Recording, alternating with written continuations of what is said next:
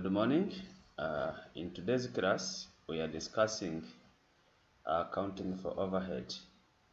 I can say that accounting for overhead is one of the complicated part when we are looking at cost accounting. So in our last discussions, we looked at material costing, we looked at labor costing, and today we are looking at overhead costing. Remember, we said that when you are determining production cost, mainly we are combining those three elements, that is material cost, labor cost, and overhead cost. So let's go through what we are going to discuss in today's class. So at the end of this class, or at the end of this chapter, we expect you to be able to distinguish between direct cost and the overheads. You should be able to identify the bases that can be used to classify types of overheads. You can be able to absorb overhead cost to production, and you should be able to elaborate on the distinction between cost centers and profit centers. So the learning resources that you should use during this course, we have this book of F2 Management Accounting by BPP. It is this chapter is on page 157 to 192. So it is an SCCA book. Then we also have other materials like a book written by Susan Crosson and Beverly Needles in 2012, it's Management Accounting, and other resources that are related to management accounting. So this chapter, we are going to look at these following topics, that is collection and classification of overheads, allocation and apportionment of overheads. Then we shall look at absorption of overheads. Then we shall look at assigning overheads from the service centers. So let's start our discussion by looking at what we mean by overheads. So when we say overheads are indirect cost. And from our definition in the previous class, we said indirect costs are those costs that you cannot trace in full on a product you produce or on the service you are producing. So these indirect costs include indirect material, indirect labor, and other indirect expenses. So, but when we talk of overheads, please, we mean indirect costs. Costs that you cannot trace in full on the product you are producing or on the service you are producing. So a good example, like factory wage, factory electricity, factory rent, factory depreciation, factory insurance, salary of supervisors, any overhead that you incur and you cannot trace it in full, then we classify it as an overhead cost. So the broad classification of overheads, we have the production overheads, and when we talk of production overheads, we mean overheads that are incurred within the factory. So that's what we call factory overheads. Overheads which are incurred within the factory. So you can have indirect material, indirect wages, factory rent, and rates, factory depreciation. So these are expenses that are incurred within the factory. But we also have administration overheads. These are related to, or they are overheads that are outside the factory. Sometimes we call them period costs. Overheads that are outside the factory. They are related to administration, like office salaries, office rent, office depreciation, office insurance, telephones. Those are overheads that are outside the factory. But also have what we call selling and distribution. Selling and distribution, they are overheads that are incurred in relation to selling the company's products or the company's services. When we are classifying overheads, as we looked at when we were discussing the cost behavior, we have overheads that are fixed, meaning that for them they don't change. The whatever you do, they remain constant. Those we call them fixed overheads. They don't vary with the level of the activities, or they don't change with the level of output. Then we call them fixed overheads. But we also have semi-fixed overheads. As we discussed in our previous class, semi-fixed overheads, they combine a fixed part and then a variable part. So if you remember the example I gave in our previous class, that if you have a salesman, and the salesman is given a salary, but is also given a commission based on the goods, the product he sells. So it means that the salary the salesman is getting per month is fixed, but the commission he gets depending on the product he sells, then that one is variable. So so we call this one a semi-fixed, or sometimes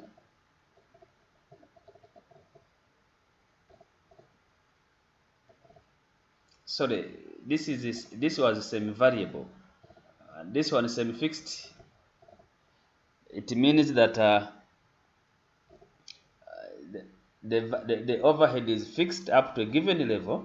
Then if you exceed that level, the overhead increases. Then it becomes fixed again. Then if you exceed a given level, the overhead also increases. Then we have a variable overhead. A variable overhead is an overhead that changes with the changes in activity level, meaning that if an activity level increases, the overhead also increases. If the activity level reduces, the overhead reduces. So let's look at how do we account for overhead cost. When we are accounting for overhead cost, we have got mainly 3 stages. So first, we need to what we call we shall discuss this one, overhead allotment. When you say you want to attach an overhead to a given cost center or to a given cost unit, that's when we're talking about accounting. You want to attach an overhead to a given cost center, or you want to attach an overhead to a given cost unit.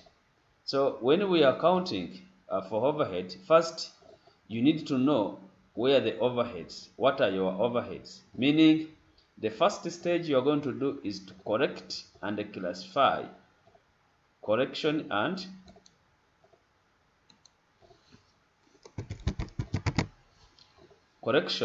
classification of overheads. That is going to be your first step. You correct the overheads and classify those overheads. So what you do is correct the overheads in the different cost centers. So after collecting the overheads in the cost centers, then you classify the overheads. As we have seen, you can classify them as fixed cost, you can classify them as variable cost, you classify them as a semi-variable or semi-fixed cost. That is the first step when we are counting. You collect the overheads in the different cost centers. Then after correcting the overheads in those cost centers, then you classify those overheads into fixed, variable, semi-variable, and semi-fixed. Then the second stage, when we are counting for the overheads, we shall look at this one in more details. The second stage is overhead analysis. That is, you are allocating and apportion the overheads. You have collected the overheads, then you allocate these overheads, or you apportion the overheads to cost centers or to cost unit. So allocating, when we say allocating, it means the overheads are direct. If the overhead is direct, we just allocate it to a given cost center, or we just allocate it to a given cost unit. But when the overheads are indirect, then we need to apportion the overheads. Because you may have, for example, you may have a salary of a supervisor, and the salary of supervisor may be supervising two factories, and you need to know to attach the cost in each factory. So in that case, you cannot allocate, but you are going to apportion. But if you are looking at materials, for materials, you know the material incurred in each factory. Then in that case, you can allocate.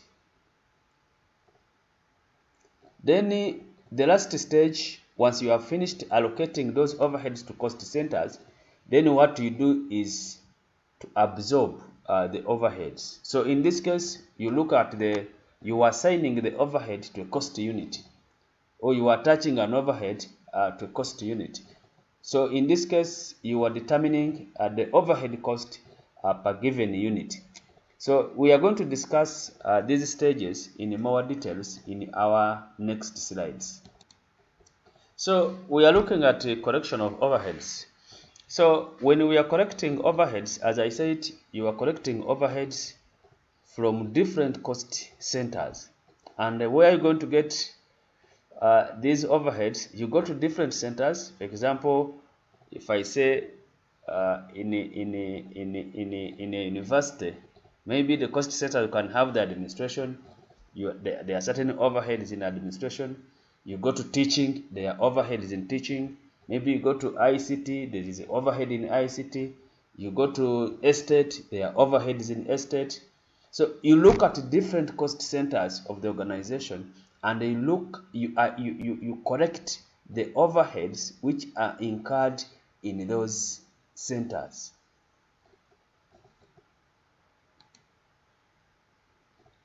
So we have collected the overheads. Then how do we determine our total cost from our economic point of view? The total cost is a fixed cost plus variable cost. Or to get the cost function, if you can put this one into a cost function, it is y is equal to a plus bx, where y is the dependent variable, which is our total cost, and a is the fixed cost, and bx is the variable cost, then a component, that is the variable cost per unit, the total variable cost, and the b is the variable cost per unit, and the x is the units. So these are various methods that we can use in classifying overheads. The first method we can talk about is what we call HighLow activity method. We have what we call accounting analysis, we have engineering analysis, visual fit or scatter graph or scatter diagram method, or we have what we call a simple linear regression analysis. These are methods that we can use when we are classifying or when we are estimating cost. So let's look at our first method, which we call the HighLow method or HighLow activity method. So in this case, when we are determining the variable cost per a given unit, we get the cost at highest activity minus cost at the low activity. This is what we are saying. You get the cost at highest activity minus the cost at low activity, then divided by the units at highest activity minus units at the low activity. So this is going to help you to determine the variable cost of a given unit. So once you get the variable cost of a given unit, then you can put in our cost function to get a fixed cost. Let's look at this illustration.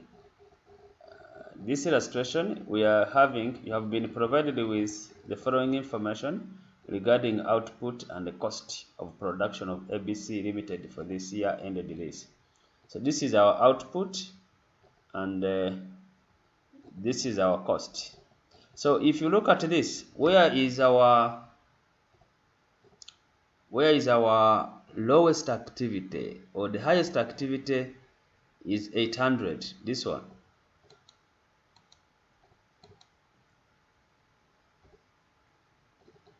Where is my color? Where is my color? This is my highest activity. This is my highest activity, and this one is my lowest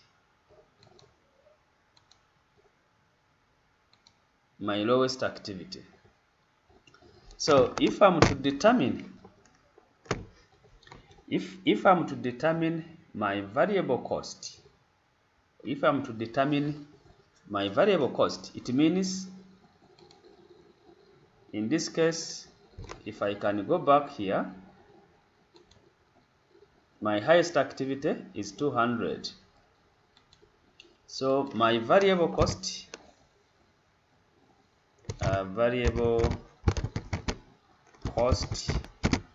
per unit will be equal to 200, my highest activity, minus 150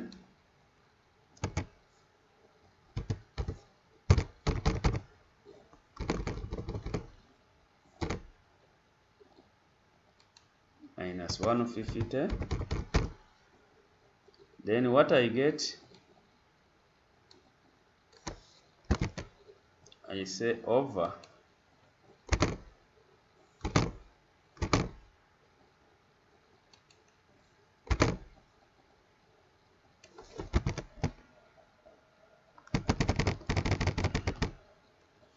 850 minus 300. I hope that is my it is 800 minus 300. 800 minus 300. So my variable cost, which we said is our B,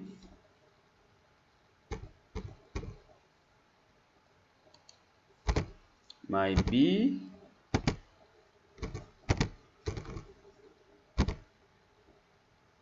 will be equal to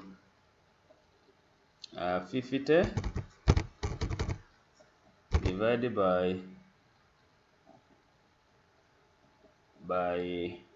500, which will be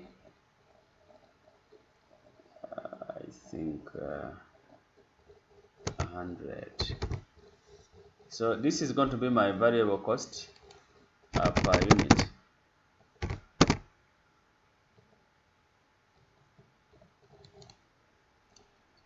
So if we substitute in our cost function, which is y is equal to a plus bx, so our y, we can get the cost at any activity level. You'll get the same answer, but I've taken the highest activity level. The cost at highest activity level is 200. A we don't have, that is our fixed cost. Then 100 is what we have got here, the variable cost per unit. Then the output at this level is 800. So if you substitute here, you get 800 100 times 800, you get 80. So if you take it this end, you are going to remain A, which is 120. So meaning that our fixed cost is 120. So you can put in your equation or in your figures to get the variable costs.